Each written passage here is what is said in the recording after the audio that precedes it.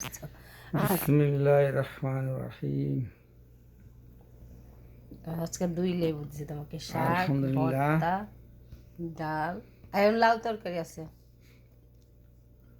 বুঝছো? প্রতিদিন তো ভালো ভালোই খাওয়া, আলহামদুলিল্লাহ। তা আজকে সবচেয়ে বেশি ভালো এই শাকটা।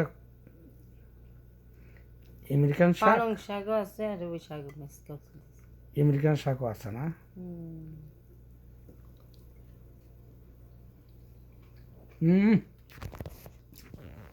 কাঁচামরিচ কোথায়? মরিচ, ঝাল মরিচ খাও না তো? কাঁচামরিচ এটা কি? দিব কিসের ভর্তা? কাঁচামরিচ, শুটকি, ডাল, আর কি আছে? আর লাউ তরকারি আছে, দিচ্ছি তোমাকে।